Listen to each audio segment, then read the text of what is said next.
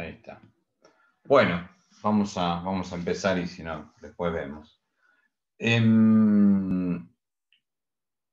Bueno, la última clase, entonces, habíamos empezado a ver un poco el tema del equipo de orientación escolar. Más que nada, en realidad, la clase anterior habíamos hecho un primer acercamiento, pero ahora estábamos viendo un poquito en detalle, ¿no?, lo que son las funciones del equipo. Y habíamos hablado, ¿no es cierto?, de su composición, y habíamos hablado también de un poco las etapas que tenía el trabajo del equipo, las distintas conformaciones o idiosincrasias, digamos, que de repente se pueden presentar también dentro del equipo. El tema de también cómo varía, ¿no? Si esto que habíamos hablado un poco del ámbito estatal, del ámbito privado, ¿no? Estas diferencias o estos distintos enfoques, ¿no?, que nos dan una visión, digamos, a veces hasta diametralmente opuesta, ¿no?, a lo que es el trabajo del equipo o a lo que es un poco el perfil de los miembros del equipo. Entonces, la idea era, bueno, ver un poquito en funciones, ¿no?, de cada uno de los miembros, como para poder tener una pequeña idea de cuál sería su trabajo o cuál sería su tarea. Habíamos hablado de 4 etapas, ¿sí? Una etapa de investigación diagnóstica, la primera etapa, la segunda etapa, planeamiento, la tercera etapa, ejecución, y la cuarta etapa, evaluación. Que habíamos dicho que en la primera etapa, en investigación diagnóstica, trabajaban en el equipo, digamos, como que se mueven 4 niveles, que es comunidad, institución, grupo áulico y familia. Y lo mismo en la etapa de ejecución o puesta en marcha de los distintos procesos, ¿sí?, o de los distintos proyectos, digamos así, o estrategias de trabajo que de repente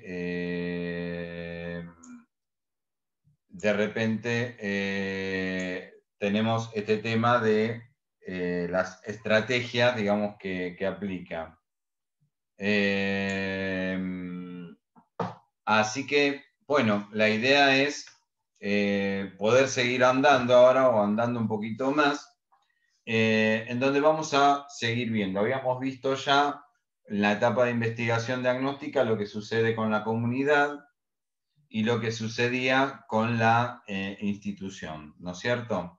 Ahora vamos a continuar viendo en la etapa del grupo, perdón, en el nivel del grupo áulico en la etapa de investigación diagnóstica. Bueno, ¿qué es lo que va a hacer cada uno de los miembros del equipo, ¿sí? En el grupo áulico, el orientador social, Hola, lo que va a profe. indagar... Sí, perdón. Marcela, estoy sin cámara, profe. Perdón. Está bien, no hay problema, no hay problema. Me pongo mal porque no te puedo ver, pero no hay problema. No, no hay Yo les... problema, no hay problema. Profe, disculpe, yo no lo saludé, bueno, porque no quería También me interrumpir. pongo mal porque no me saludaste. Hoy me voy mal. Le No, quería no hay comentar problema. de Lore, que es, bueno, Mercedes, tiene una reunión con la escuela, así que hoy no va a poder Bueno, perfecto. Sí, pues ella es vice de una escuela, ¿no? ¿O No, ella es Paola es? preceptora. No, Pau era directora. Ella era directora. ella es preceptora, tenés razón. Sí, sí, sí. Sí. Así que está con el tema de las reuniones. Está bien. Sí, sí, sí. Entonces, estábamos con tema de grupo áulico. Bueno, ¿qué va a hacer el orientador social? Bueno, básicamente el orientador social lo que va a hacer es indagar sobre cómo está conformado ese grupo, o sea, qué nivel socioeconómico tiene, cómo son sus integrantes, de dónde es el origen de este grupo, cómo se conformó, cómo fue un poco su evolución. Esto de repente, por ejemplo, no sé si son chicos que venían, por ejemplo, ¿no? Supongamos que estamos en secundaria, chicos que venían de la misma escuela, chicos que son repetidores, ¿no? Chicos que entraron más tarde, chicos que se fueron agregando, bueno. Todo esto tiene que ver, ¿sí? O la procedencia, a veces el tema este de la procedencia tiene mucho que ver, si son chicos de grupos, vamos a decir, de nivel más bajo o de nivel más carenciado o no, ¿sí? O a veces, por ejemplo, chicos que vienen de alto poder adquisitivo, que a lo mejor van a una escuela donde hay chicos de menor poder adquisitivo o viceversa. Esto tiene que ver también con el tema de la integración en los distintos grupos o cómo el grupo lo recibe. Son unas cuantas cuestiones, ¿no? Bueno, que va a trabajar el orientador social. El orientador escolar y el MR, ¿sí? Bueno, vamos primero por partes. Vamos primero por el orientador escolar, para poder ir en orden. El orientador escolar, básicamente, primero lo que va a tratar de indagar es cómo se relaciona el grupo con el aprendizaje, o vamos a decir, de qué forma, ¿no es cierto?, el grupo interactúa con el conocimiento. Es decir, esto de si son grupos que necesitan una metodología más conductista, menos conductista, es un grupo que trabaja, es un grupo que no trabaja, es un grupo que participa, que no participa, bueno, todo esto, ¿sí? Cómo es un poco la idiosincrasia del grupo, y ver también aquellos elementos, ¿no? Ya en un nivel un poco más individual, si se quiere, ver un poco cuáles son los elementos también que conforman el grupo que obstaculizan de repente el aprendizaje. Por ejemplo, chicos con distintas dificultades o trastornos de personalidad, o chicos que sabemos que, bueno, que lo que causa es que el sujeto, digamos, de repente no se pueda concentrar, no pueda trabajar, bueno, todo eso lo pone, lo trabaja el orientador escolar. Ahora sí, el MR lo que va a hacer es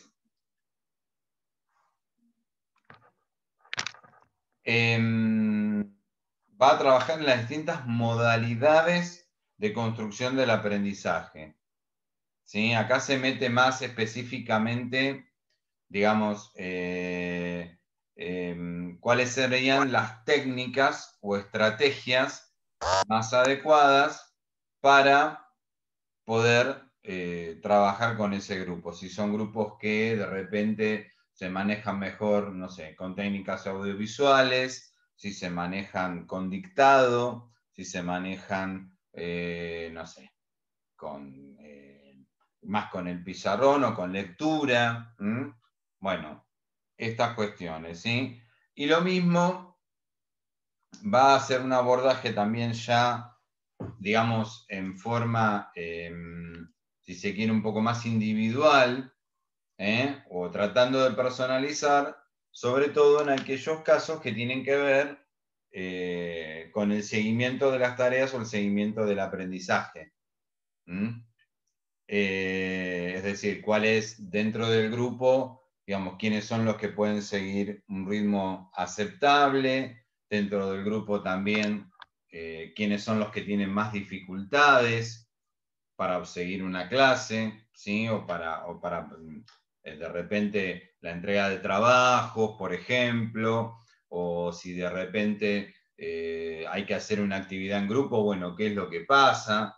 ¿no? Los que somos docentes sabemos, ¿no? El tema de los famosos grupos que son 7 y trabajan 3 más de una vez, ¿sí? Y hay gente que parece que tuviera fobia, ¿no? Porque no, yo no me puedo juntar, te dice, ¿no? Y bueno, o la modalidad, digamos, que hoy está muy en día, que nos pasamos todo por WhatsApp, la parte de cada uno. O sea, grupo, bien, gracias. O sea, no, nada. Entonces, yo creo que es...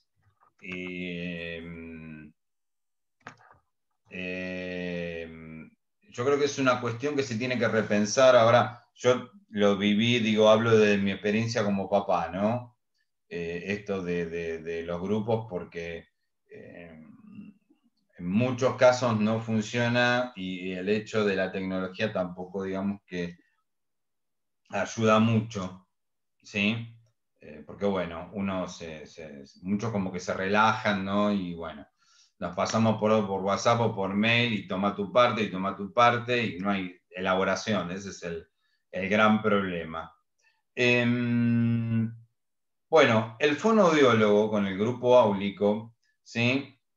Profesor, perdón, profe, pero en el aula igual se trabaja de otra forma, por las edades de los chicos. Nosotros los adultos por ahí hacemos eso, pero en el aula por ahí las docentes agrupamos, tratamos de Sí, que el grupo sea un y usamos esa estrategia de agrupar los nenes que por ahí trabajan un poquito menos con los que pueden ujú. darle un empujón al otro. Sí, por Los eso yo grandes te sí hacen hablo cosas. de mi experiencia como papá, ¿no? O sea, yo lo he visto, que está bien, el tema del contexto actual, por supuesto que no ayuda, pero esto Claro. es algo que lo vengo observando ya hace mucho tiempo, previo a la pandemia, o sea, esto de no nos juntamos y nos pasamos las cosas, ¿no? O sea, chicos de adolescentes o chicos... a lo mejor de 12, 13 años que optan por esta modalidad, ¿viste? Sí, la verdad que Eh, sí.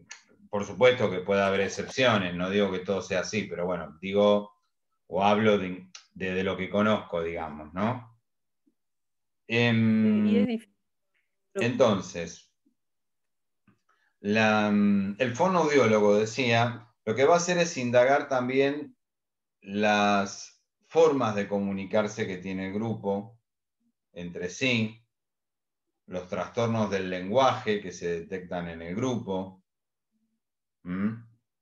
que ahí tiene que ver mucho también la procedencia, ¿no? De los chicos, porque bueno, a veces repiten formas de comunicarse o modismos que son propios de un determinado grupo, entonces muchas veces sucede esto, ¿no? Eh, inclusive los grupos tienen, digamos, sus propios códigos, ¿no? A veces, o sea, es como que uno, como que a veces me ha tocado, ¿no? Que me han traído o hemos visto, ¿no? Conversaciones y vos decís, ¿qué estará diciendo? O sea, como que de repente uno no puede entender a veces, ¿no? Porque hablan como que medio en clave y como que cuesta un poco seguirles el ritmo. Pero bueno, en realidad acá habla más digamos, de la comunicación oral, básicamente, o del lenguaje, ¿no?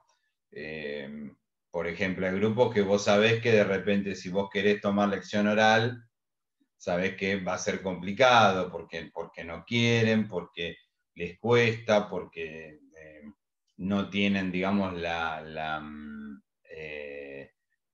fluidez, ¿no? Como para poder comunicarse, y bueno, ahí es como que se complica bastante, ¿no? Entonces, bueno, detectar esas cuestiones, ¿no? Bueno, y por último, con respecto a la familia, en esta etapa de investigación diagnóstica, primero, el orientador social, ¿sí? Lo que va a hacer es indagar en la historia de esa familia, dónde vive, el nivel socioeconómico, ¿sí? ¿Por qué? Porque la idea es poder entender un poco los aspectos vinculares y cómo se da la dinámica dentro de esa familia, ¿sí? Es decir, de repente, cómo sus miembros interactúan entre sí, cuáles son sus rutinas, ¿sí? Si es un chico en donde el papá no está en todo el día o puede contar con alguien, por ejemplo, para hacer la tarea, ver si ha habido algún problema en su composición, que yo, si los papás se separaron y la mamá volvió a formar pareja, el papá volvió a formar pareja, si hubo alguna situación dentro de la familia que haya, vamos a decir, movilizado a la familia, qué sé yo, alguna enfermedad, algún accidente, algún hecho, alguna mudanza, por ejemplo. Bueno, hechos de este estilo que van variando, ¿sí? Lo mismo antecedentes de salud o antecedentes, cuestiones que inciden, ¿no es cierto? Esto que hablábamos, ¿no? De que después lo vamos a ver cuando trabajamos, cuando veamos lo que es escuela especial, o el trabajo del equipo en educación especial, vamos a ver esto, ¿no? Del impacto que de repente supone, ¿no? El hecho de la enfermedad de uno de los miembros o de uno de los hermanos, bueno, cómo impactó, cómo la familia de repente se organizó, ¿sí? ¿Cuáles son, qué hacen en su tiempo libre? Bueno, poder tener una caracterización bastante completa, ¿no? De esa familia, como para poder entender también un poquito sus rutinas. El orientador escolar, ¿sí? Básicamente también basándose un poco en la información que brinda el orientador escolar, lo que va a hacer es tratar de ver cómo esa dinámica familiar incide específicamente en lo que tiene que ver con el aprendizaje. Esto que les decía recién, ¿no? Si el chico dispone de recursos, no dispone de recursos, ¿sí? Esto de que si cuenta con alguien o no para hacer la tarea o con quién hace la tarea.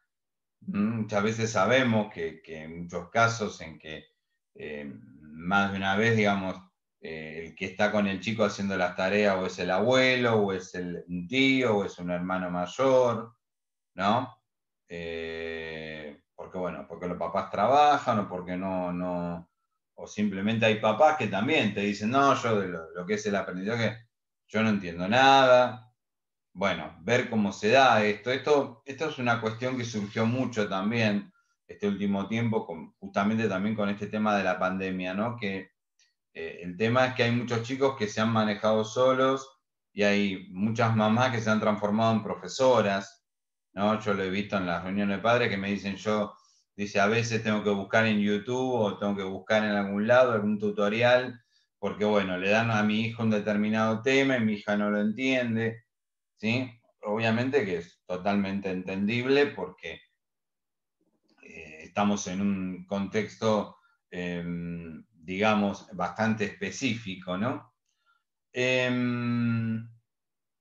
Acá el MR va a trabajar en forma conjunta, ¿sí? Con el orientador escolar, o sea, van a hacer este mismo trabajo de ver un poco el impacto de la dinámica familiar en los aprendizajes, de ver cómo el chico, digamos, desarrolla las distintas estrategias, ¿no? Para poder desarrollar o para poder acceder a un determinado aprendizaje o un determinado concepto, ¿no? Ver qué mecanismos utiliza. Bueno, va a trabajar acá codo a codo con el orientador escolar. Y por último, el fonoaudiólogo también lo que va a hacer es indagar, ¿no es cierto?, sobre los modismos o el código lingüístico, la forma de comunicación que se da en la casa, básicamente. ¿Sí? Digamos, esto que creo que la vez pasada algo hablábamos, ¿no? Este tema de que muchas veces no pasa por hablar castellano, sino que, por ejemplo, en los chicos que de repente vienen de distintas comunidades, por ejemplo, de países limítrofes, ¿no? Sí, hablamos castellano, pero no todos hablamos con el mismo vocablo, con el mismo modismo. Entonces, la cuestión pasaba por decir, bueno, ¿cómo articulamos esto o cómo acompañamos esto? ¿Cómo logramos que el sujeto pueda adaptarse y pueda acceder al lenguaje? Si eso dificulta o retrasa o favorece también el desarrollo del lenguaje, porque, a ver, hay chicos que de repente, frente a una dificultad o no poder relacionarse, porque a lo mejor no doman el idioma o demás, se vuelven chicos tímidos, retraídos, o chicos que a lo mejor no son de una comunidad, pero que de repente tienen alguna dificultad de pronunciación, ¿no? Y sabemos que los chicos son muy crueles y de repente a veces se da esto, ¿no? Que los cargan y demás y de repente provoca, digamos, este retraimiento. O sea, tener en cuenta todas las cuestiones, ¿no?, que se presentan, si es una familia de hablar, de no hablar también, porque muchas veces, o es un chico, por ejemplo, a lo mejor muy sobreprotegido, ¿no? A veces hay papás que de repente como que se asustan porque el nene no habla y él no habla porque, a ver, se da el hecho de que tiene todo servido en la casa. Entonces, ¿para qué se va a molestar en hablar? ¿Sí? Es decir, el tema de la crianza, ¿no?, por ejemplo, en este aspecto, tiene que ver mucho, es decir, cómo logramos de que el sujeto pueda empezar a desarrollar un lenguaje si de repente está, digamos, tiene todo, vamos a decir, todo como servidito en bandeja. Entonces, eso hace que el sujeto no sienta justamente esta necesidad de repente de establecer algún tipo de comunicación. Por eso la importancia de ver, digamos, cómo se han dado los primeros vínculos o las primeras comunicaciones o interacciones dentro de la familia. Perdón, profesor, ¿le puedo hacer una pregunta? Sí. ¿Puede ser que a veces se dé el caso, me estaba acordando del mutismo selectivo también? De que haya pasado por algo, porque a mí me pasó con un alumno hace muchos años, yo no entendía el por qué, empecé a indagar y a él lo cuidaban dos abuelas. Con una de las abuelas jugaba, hacía de todo, la otra lo tenía todo el tiempo en penitencia y le decía, no hables, cállate, no hables. Entonces yo lo tenía en la sala, claro, y yo le dije, algo pasa acá. A mí me parecía que algo estaba pasando dentro de la casa. Y bueno, cuando lo llevaron a la fonoaudióloga, después de un montón de tiempo, en sala de 5 ya se supo que era un mutismo selectivo. Claro, es decir, justamente ese tipo de crianza, ¿no?, o ese tipo de relación que el sujeto estableció, ¿no? Vos fíjate, una abuela que le dice no hables. Es decir, es como que muchas veces el motivo selectivo tiene que ver con, sí, justamente una cuestión emocional en donde el sujeto, digamos, va a buscar con quién comunicarse o con quién hablar, ¿sí? Es decir, si es una figura que de repente le da protección, ¿sí?, o que le da o facilita una mayor, digamos, contención, entonces es muy probable que el sujeto se libere un poquito más o se suelte y empiece a comunicarse, ¿sí? Claro, porque yo le hablaba y muy poquitito, de a poco durante el año, yo no puedo dejar pasar esto. Y me decían, no, déjalo, que no pasa nada, quédate tranquila. Y yo sabía que algo pasaba en el entorno, pero hasta que no Claro. entré, o sea, no, como que se descubrió eso que estaba pasando, porque en realidad no se sabía, ni siquiera la mamá sabía. Claro. Bueno, por eso la importancia de saber, ¿no? Está bueno lo que vos hiciste porque vos, digamos, de repente te pudiste acercar, pudiste indagar y ver, bueno, qué es lo que estaba pasando con este chico, ¿no? Pero es cierto, es decir, si uno lo deja pasar, uno lo deja así y pasa, es una cosa más que pasa y a lo mejor nos estamos perdiendo de que de repente el chico pueda desarrollar un poco más la comunicación, ¿no es cierto? Entonces, la idea es por eso trabajar en equipo, es decir, y justamente el mutismo selectivo también muchas veces tiene que ver con cuestiones psicológicas y emocionales, ¿no? Es decir, que a veces el chico como que busca llamar la atención también, porque vos maestra le decís al chico o a la mamá viene preocupada y te dice, no, pues yo estoy preocupada porque no habla nadie. Y vos le decís, no, mirá, acá habla bien. Entonces a la mamá ahí le va a llamar la atención, digamos. Entonces va a empezar a indagar o a empezar a ver o a prestarle más atención. O sea, es como un mecanismo un poco vamos a decir, como para tener un mayor control del chico, o el chico como que busca más llamar la atención, ¿no es cierto? A los papás, sobre todo en situaciones, a lo mejor, qué sé yo, que estén separándose o alguna cuestión así, en donde busca más atención, ¿sí? Pero bueno, el chico como que va tanteando de repente con quién puede tener un mejor contacto y con quién no, ¿sí? Por eso a lo mejor con vos se largó a hablar un poco más y con otros capaz que le cuesta un poco más o no puede, ¿no? O sea, teniendo un esquema, digamos, yo me quedó esta frase, ¿no? Que vos decías recién, eh, eh, de no hable, y sí, ¿qué va a hacer? O sea, el chico ya lo tiene internalizado. Entonces, la cuestión, digamos que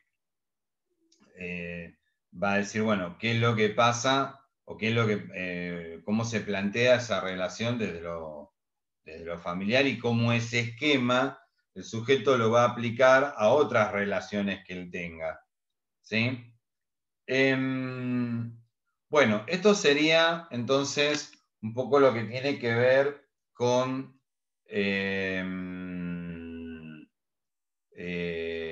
la parte de investigación diagnóstica, es decir, todo este momento en donde los profesionales lo que van a hacer es justamente reunir todos estos datos. ¿Por qué? Porque con todos estos datos ellos, digamos que va a ser la base de todas sus estrategias, ¿no es cierto?, que monten después o que monten en otro momento.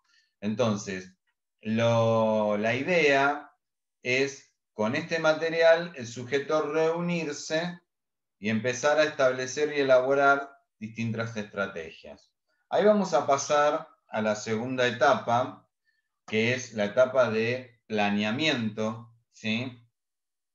En donde el equipo lo que va a hacer es empezar a armar en forma conjunta y consensuada distintas estrategias de trabajo para desarrollar. Este planeamiento, o en estos, digamos, primeros proyectos, ¿no?, que el equipo va conformando, va a tener distintos elementos, ¿sí? Un primer elemento es sus objetivos. vamos a decir, lo que va a dar más fundamentación al surgimiento de ese proyecto.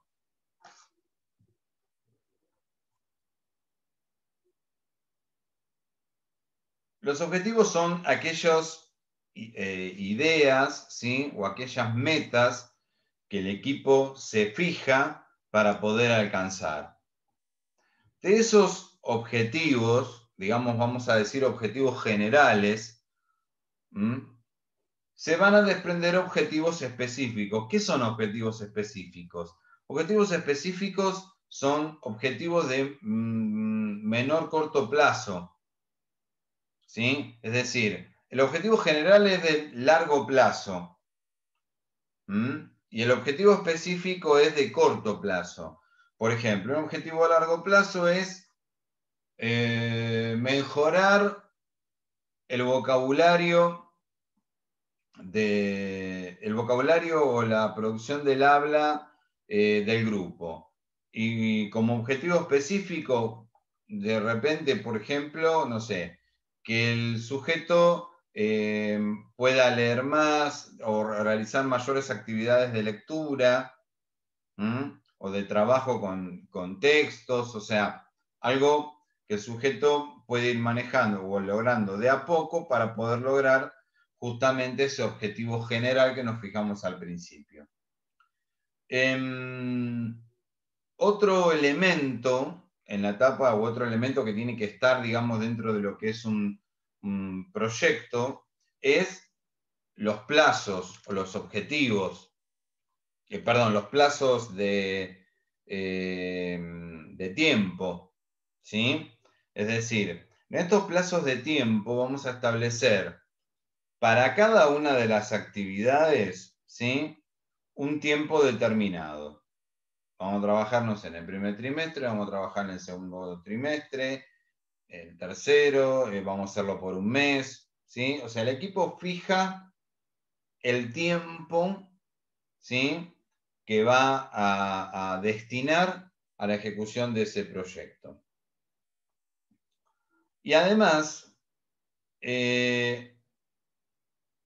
aparte, el equipo lo que tiene que tener en cuenta es en qué momento lleva a cabo la aplicación o la ejecución de ese proyecto. Es decir, por ejemplo, supongamos que en una escuela secundaria armamos un proyecto de orientación vocacional. Genial. Pero ¿qué pasa? Tenemos que pensar en qué momento lo vamos a aplicar. No es lo mismo aplicarlo a mitad de año que aplicarlo, por ejemplo, cuando vuelven de Bariloche. Olvídate, o sea, están en otra cosa. ¿Se entiende? Es decir, uno tiene que buscar el momento adecuado, ¿sí? ¿Para qué? Para que el proyecto, digamos, logre el mayor fruto posible, ¿sí? Es decir, si yo, digamos, me equivoco en el momento en que voy a aplicar ese proyecto, está como destinado un poco al fracaso, ¿sí? Ya como que perdimos bastante ahí. Por eso hay que tener en cuenta la idiosincrasia, vamos a decir, o los tiempos o los momentos en los que lo vamos a aplicar. Otra cuestión es las responsabilidades. Es decir, los proyectos tienen que tener distribuidas las tareas y los papeles que va a desempeñar cada uno.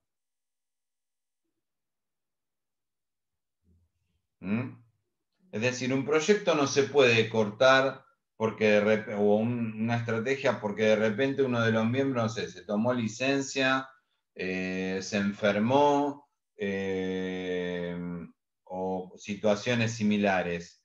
O sea, tiene que tener una continuidad. ¿Qué quiere decir esto? Que de repente, si viene otra persona, ¿sí? Nueva al equipo, porque como les decía, uno de sus miembros se tomó una licencia, bueno, esa persona que venga atrás, ¿sí?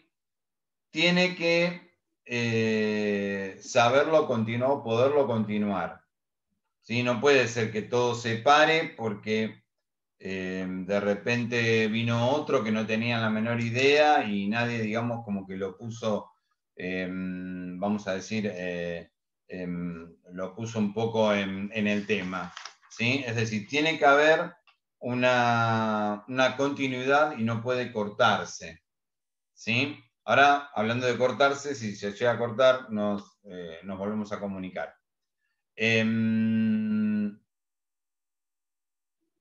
¿Sí? Es decir, no puede darse de otra manera. Además, los proyectos, ¿sí? Tiene que haber o tienen que establecerse mecanismos que permitan monitorear la marcha del proyecto. ¿Sí?